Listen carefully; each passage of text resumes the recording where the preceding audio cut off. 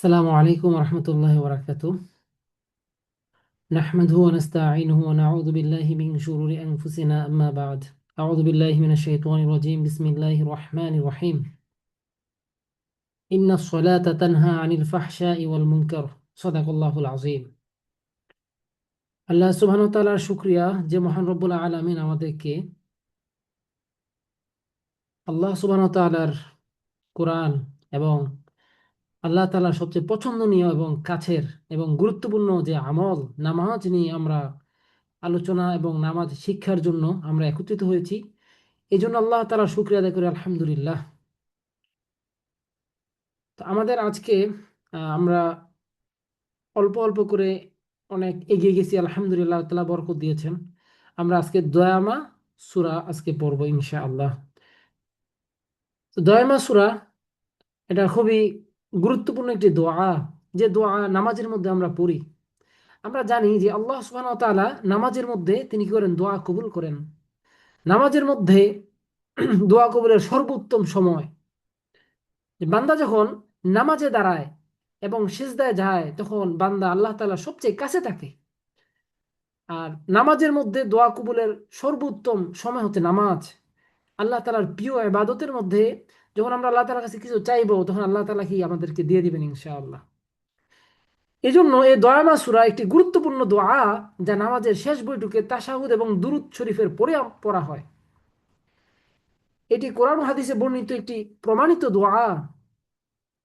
হযরত আবু বকর সিদ্দিক রাদিয়াল্লাহু আনহু একবার রাসূলুল্লাহ সাল্লাল্লাহু আলাইহি সাল্লামকে একটি দোয়া শিখাতে বললে তিনি এই দোয়াটি শিখান। এটি সহিহ বুখারী এবং মুসলিম শরীফে বর্ণিত হাদিস, মুত্তাফাকুন আলাইহি হাদিস। সুবহানাল্লাহ, এত স্পেশাল একটি দোয়া আল্লাহ রাসূল সাল্লাল্লাহু আলাইহি সাল্লাম আবু বকর রাদিয়াল্লাহু আনহুকে শিখিয়েছেন, যে দোয়াটা আমরা নামাজের মধ্যে পড়ি। কত কত দামি একটি দোয়া, সুবহানাল্লাহ। যে দোয়া রাসূলুল্লাহ সাল্লাল্লাহু আলাইহি সাল্লাম শিখিয়েছেন এবং এই দোয়াটা আমরা নামাজের মধ্যে পড়ি, তাহলে চিন্তা করেন এই দোয়াটা কত স্পেশাল একটি দোয়া। এ দোয়া যদি আমরা এ দোয়ার পরিপূর্ণ হক আদায় করে এ দোয়ার মধ্যে আমরা কি পড়ছি এগুলো যদি আমাদের অন্তরে আমরা এরকম চিন্তা ভাবনার মাধ্যমে যদি এই দোয়াটা আমরা পড়তে পারি, তাহলে এই দোয়াটা আল্লাহ তাআলা অবশ্যই কবুল করবেন। কারণ আমরা কোন জায়গায় দোয়াটা পড়তেছি, সুবহানাল্লাহ, নামাজের মধ্যে। এজন্য এই দোয়াটা যদি আমরা ওইরকম আল্লাহ তাআলার উপর সুধারণা রেখে নামাজের মধ্যে খুশি খুশি অবস্থায় যদি দোয়াটা পড়ি, সুবহানাল্লাহ, এই দোয়াটাই আমাদের জন্য যথেষ্ট হবে ইনশাআল্লাহ। এই দোয়ার মাধ্যমে আল্লাহ সুবহানাহু ওয়া তাআলা আমার গুনাহ ক্ষমা করে দিবেন। এই দোয়ার মধ্যে কত সুন্দর সুন্দর কথা আছে, যা আমরা যখন চিন্তা ভাবনা করে পড়ব তখন আমার অন্তরের মধ্যে একটা তৃপ্তি, আমার অন্তরের মধ্যে একটা কি প্রশান্তি আসবে ইনশাআল্লাহ। যে হ্যাঁ, আমি মনে হয় আল্লাহ তাআলার কাছে কিছু একটা বলেছি, আল্লাহ তাআলা অবশ্যই কবুল করেছেন। যে বান্দা যেমন ধারণা করে আল্লাহ তাআলা ওইরকমই ফয়সালা করে, তখন আমরা এই দোয়াটা ওইরকম চিন্তা ভাবনা নিয়ে করব, তখন দেখবেন আমার অন্তরই সাক্ষী দিবে যে হ্যাঁ, আল্লাহ সুবহানাহু ওয়া তাআলা আমার দোয়া কবুল করেছেন ইনশাআল্লাহ।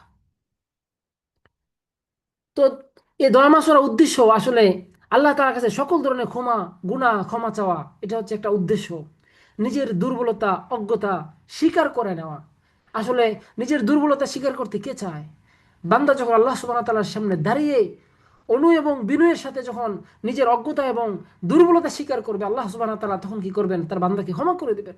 আল্লাহ তাআলা রহমত এবং ক্ষমা যখন আমরা প্রার্থনা করব, তখন আল্লাহ তাআলা কি করবেন, কবুল করবেন। দুনিয়া এবং আখিরাতের কল্যাণ যখন আমরা আল্লাহ তাআলার কাছে চাবো, তখন আল্লাহ তাআলা কি করবেন, আমাদেরকে দিয়ে দিবেন। আল্লাহ তাআলার কাছে দুনিয়া একটা মশার ডানা পরিমাণও আল্লাহ তাআলার কাছে কি নাই, মূল্য নাই। আমরা দুনিয়া এবং আখিরাত আল্লাহ তাআলার কাছে কল্যাণ কেন চাবো? দুনিয়ার কল্যাণ চাবো যেন এই দুনিয়ার কল্যাণের মাধ্যমে আমরা আখিরাত কামাই করতে পারি। আর আখিরাত কল্যাণ চাবো কেন? কারণ হচ্ছে আখিরাত হচ্ছে মুমিনদের জন্য সবচেয়ে আশা এবং ভরসার জায়গা।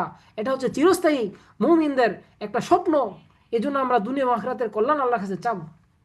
আল্লাহ তাআলা কবুল করুন, আমিন। এবং এই দোয়া মাসুরের একটা লক্ষ্য আছে। এই লক্ষ্য হচ্ছে আমরা যখন অর্থটা পড়বো তখন অবশ্যই বুঝতে পারবো যে আত্মশুদ্ধি এবং তওবার মাধ্যমে আল্লাহ তাআলার নৈকট্য অর্জন। এখানে আত্মশুদ্ধি, আত্মশুদ্ধি বলতে কি, যে আমি নিজের দোষটা আমি কি করতেছি, স্বীকার করতেছি এবং এবং এর মাধ্যমে আল্লাহ তাআলার কাছে তওবা করতেছি। এখানে আত্মশুদ্ধি এবং তওবা দুইটাই কিন্তু লুকায়িত আছে দোয়া মাসুরার মধ্যে, সুবহানাল্লাহ।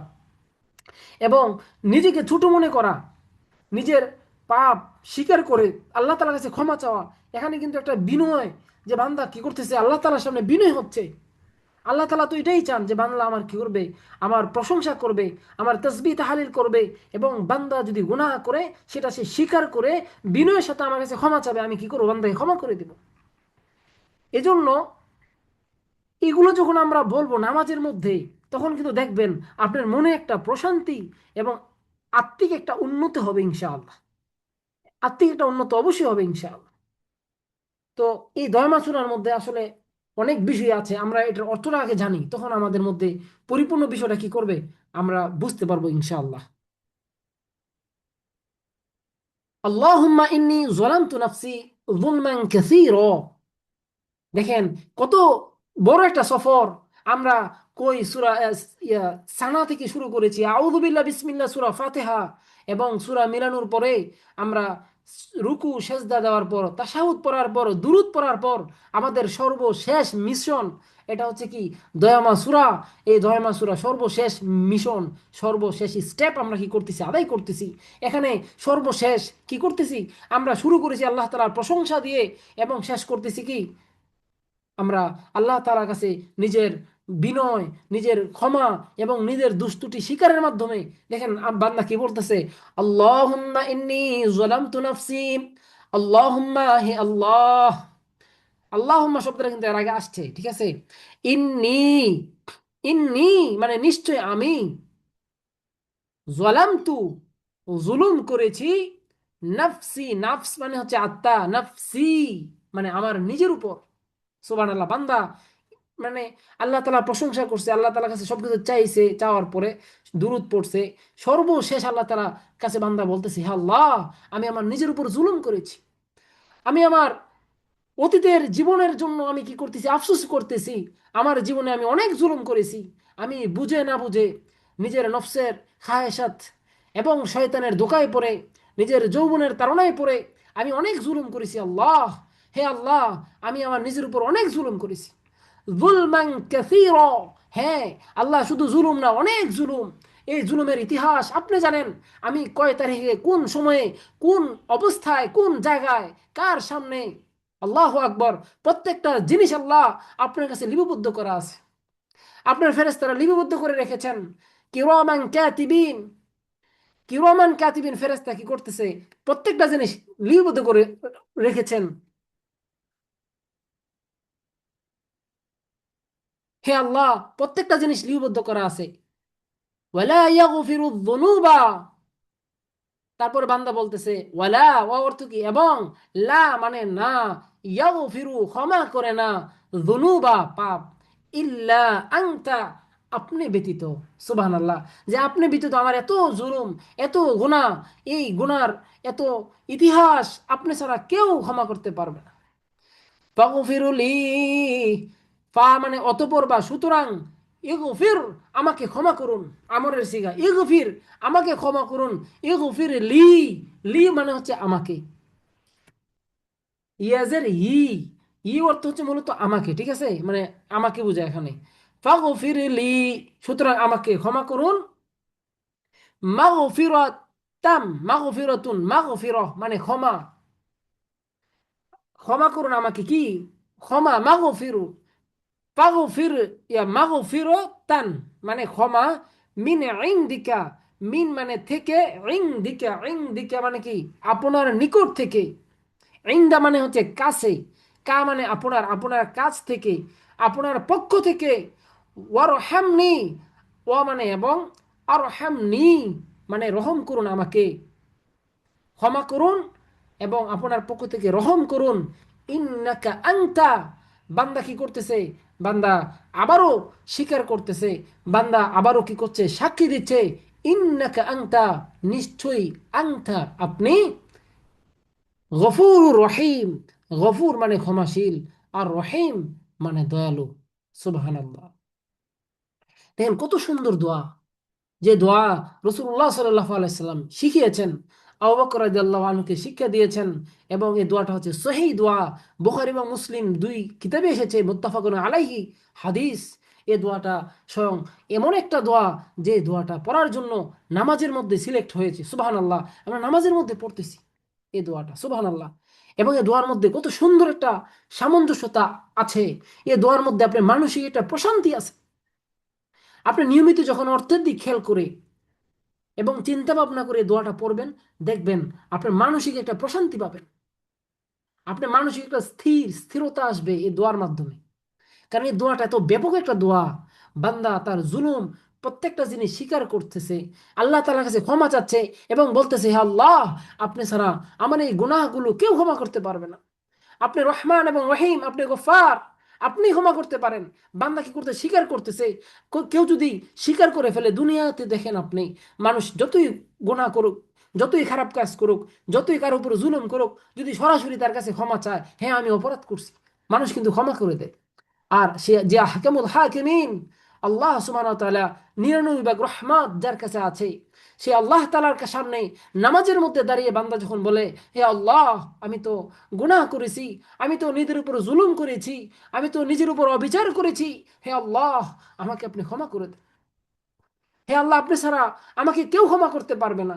আর এই দোয়াটা যদি হয় নামাজের মধ্যে, সুবহানাল্লাহ, তাহলে তার অন্তরের মধ্যে প্রশান্তি আসবে না তো কার আসবে?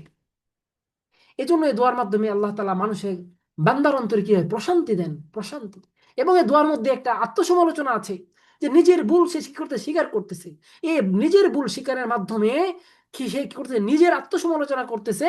এবং তার তার মধ্য থেকে যে একটা মানসিক চাপ, গুনার অতীত ইতিহাস, অতীতের যত গুনার যে একটা মানসিক চাপ, এ চাপ কি হবে? তার কাছ থেকে কমে যাবে, আল্লাহ তাআলা কমায় দিবেন এই দোয়ার মাধ্যমে, সুবহানাল্লাহ। এবং এই দোয়ার মাধ্যমে একটা ইতিবাচক একটা চিন্তা তার মধ্যে প্রকাশ পাবে, যে চিন্তা, যে ক্ষমার প্রত্যাশা, যে হ্যাঁ, আমার আল্লাহ সুবহানাহু ওয়া তাআলা কি করবেন? আমাকে ক্ষমা করবেন। ক্ষমার প্রত্যাশা মানুষকে কি করে? মানুষকে আশাবাদী করে তোলে। এরকম একটা আশা তার অন্তরের মধ্যে জন্ম হবে, সুবহানাল্লাহ, এই দয়মা সূরার মাধ্যমে, সুবহানাল্লাহ। এবং তার অন্তরের মধ্যে একটা কি হবে? পজিটিভ একটা চিন্তা ভাবনা তার অন্তরের মধ্যে কি হবে? ক্রিয়েট হবে, সৃষ্টি হবে। তার মস্তিষ্কের মধ্যে কি হবে? একটা পজিটিভ চিন্তাধারা কি হবে? ক্রিয়েট হবে। এবং আল্লাহ তাআলার উপরে যে একটা ভরসা, এই ভরসার একটা যে একটা হরমোন, সেই হরমোনটা কি হবে? ক্রিয়েট হবে। এবং বান্দার তার মধ্যে একটা আত্মবিশ্বাস, দৃঢ়তা কি হবে? তৈরি হবে। এই দয়মা সূরার মধ্যে আসলে অনেক ব্যাপক বিষয় আছে, অনেক ব্যাপক বিষয় আছে। এজন্য আমরা আল্লাহ তাআলার কাছে কি করব?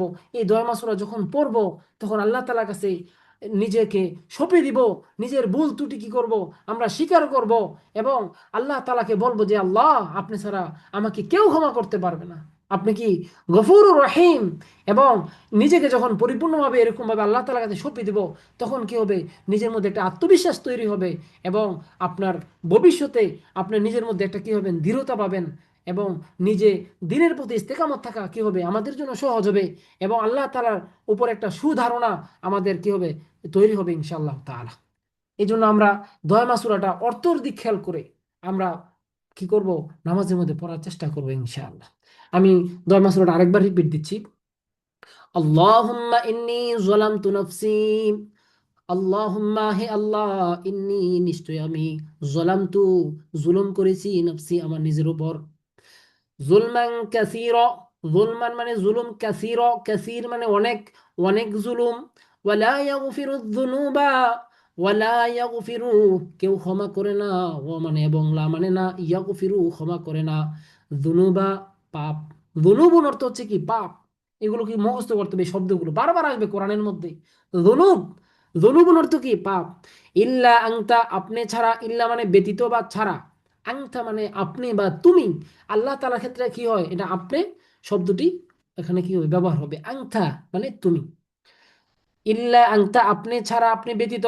ফাগফিরলি, ফা মানে অতঃপর বা সুতরাং, ইগফির, আপনি ক্ষমা করুন, লি আমাকে, মাগফিরাতাম মিন ইনদিকা, মাগফিরাতান মানে ক্ষমা, মিন ইনদিকা আপনার পক্ষ থেকে, ওয়ারহামনি, আর রহম করুন, ইন্নাকা আনতাল গফুরুর রহিম, ইন্নাকা নিশ্চয়ই, আনতা আপনি, গফুরুর রহিম, গফুর মানে ক্ষমাশীল, আর রহিম মানে দয়ালু। সুবহানাল্লাহ, কত সুন্দর দোয়া আল্লাহ তাআলা শিখিয়ে দিয়েছেন।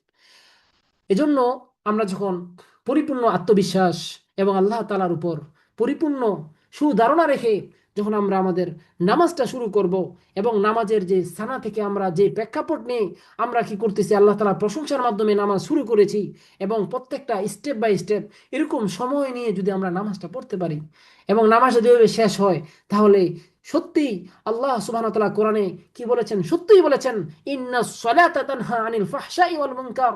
আপনার নামাজই আপনার জন্য যথেষ্ট সকল অশ্লীল এবং খারাপ কাজ থেকে। এই নামাজই আপনাকে বিরত রাখবে। আজকে আমাদের নামাজের মধ্যে কি নাই? খুশু খুজু নাই। আমরা অল্প সময় নিয়ে নামাজ পড়ি, আমি নিজেও পড়ি। আল্লাহ তালা, এই যে আমরা মুজাকারা করতেছি, আত্মসমালোচনা করতেছি, কেন? যেন আপনার তো পরিবর্তন হয়, সর্বপ্রথম আমার নিজের পরিবর্তন হয়। এই আলোচনার মাধ্যমে যেন আমার নিজের নামাজটা কি হয়, সুন্দর হয়ে যায়। আমাদের নামাজ যদি সুন্দর হয়ে যায়, দেখবেন আমাদের জীবন সুন্দর হয়ে যাবে, আমার ভবিষ্যৎ সুন্দর হয়ে যাবে। আমার প্রত্যেকটা তাকাজা, প্রত্যেকটা জরুরত আল্লাহ সুবহানাহু ওয়া তাআলা কুদরতিভাবে আল্লাহ তাআলা কি করবেন, আল্লাহ তাআলা আমাদেরকে কি করবেন, সাহায্য করবেন। আল্লাহ আল্লাহ তাআলা প্রত্যেকটা কাজে আমাদের কি করবেন, নুসরত দান করবেন ইনশাআল্লাহ তাআলা। আল্লাহ তাআলা আমাদের দ্বারা দিনের খেদমত নেবেন, এবং আমাদের অন্তরের মধ্যে প্রশান্তি দান করবেন। হাদিসের মধ্যে আসছে, আল গিনা গিনান নাফস, যে অন্তরে শান্তি হচ্ছে আসল শান্তি। আমার অন্তরে যদি প্রশান্তি না থাকে, তাহলে দুনিয়ায় যত বড়, যত বেশি ধন সম্পদ আমার থাকুক না কেন, দুনিয়াতে আমার কোনো অভাব অনটন না থাকুক, তারপরে দেখবেন আমার অন্তরের মধ্যে একটা হাহাকার আছে। এর কারণ হচ্ছে, অন্তরে শান্তিটা হচ্ছে আসল শান্তি। অন্তরের মধ্যে যদি কারো শান্তি থাকে, কুড়ি ঘুরে থাকলেও কিন্তু শান্তি। এজন্য এই অন্তরে শান্তি আমাদের পেতে হলে আমাদের নামাজের মধ্যে কি করতে হবে, আমাদের খুশুখুজু নিয়ে আসতে হবে। নবী ওয়ালা নামাজ, সাহাবী ওয়ালা নামাজ যেন আমরা তৈরি করতে পারি, তখনই আল্লাহ সুবহানাহু ওয়া তাআলা আমাদের অন্তরের মধ্যে সুকুন দান করবেন, প্রশান্তি দান করবেন ইনশাআল্লাহ।